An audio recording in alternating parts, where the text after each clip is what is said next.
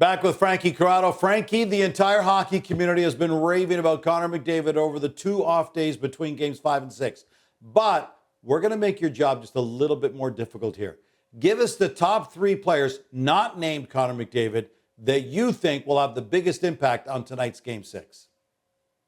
All right, Gino, not named Connor McDavid. Why don't we start at number 3, Matthew Tkachuk. Listen, Matthew Tkachuk has been quiet throughout the most part of this series, but he entered the chat in Game 5. He had a goal and an assist. It looked like there was a little more juice in those legs. He played the type of game that he's capable of, and not only is he an antagonizer, he's actually able to get involved on the score sheet as well. So Matthew Tkachuk seems to factor in at some point. I wonder if that carries over from Game 5 to Game 6. At number 2, it has to be Stuart Skinner. After a little bit of a shaky start, Stuart Skinner has been excellent, and his game seems to improve as series move on. Maybe in the first 3 games, it's not up to par, but in games 4 through 7 throughout these playoffs, Stuart Skinner has found ways to really button up his game. And the great thing about the way the Edmonton Oilers are designed, they don't ask too much from Stuart Skinner. They don't ask for what he's not capable of. They just need him to make the simple saves, the saves that they know he can make.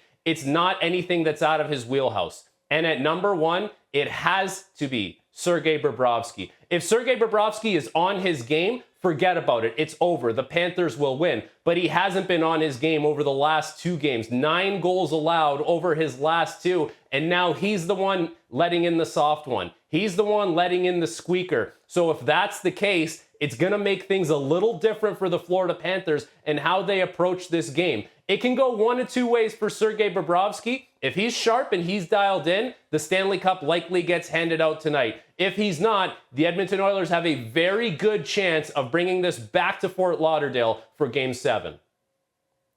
I like your top 3, and I'm not really the least bit surprised that Leon Draisaitl didn't make it. He hasn't scored in the final. He's been held off the score sheet in 4 of the 5 games in this series so far.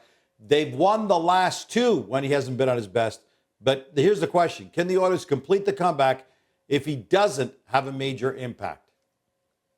They can, Gino. It's not going to be easy. Of course, you account for Leon Draisaitl being in the mix at this point, and it's all hands on deck if you have to beat the Florida Panthers 4 games in a row. But with what McDavid is doing, with what the third line is doing, they seem to have emerged and are having more of an impact on the game. With what the special teams are doing for the Oilers, and Stuart Skinner seemingly outplaying Sergei Bobrovsky, all those elements will soften the blow of not having Leon Draisaitl playing at the top of his game. And I'm not sure he's ready to break out just because it looks like he's laboring. It looks like he might be a little bit hurt. That's the reality at this point in the playoffs. So for Leon Draisaitl, he may not be there, but the rest of the team around him is there and ready to win.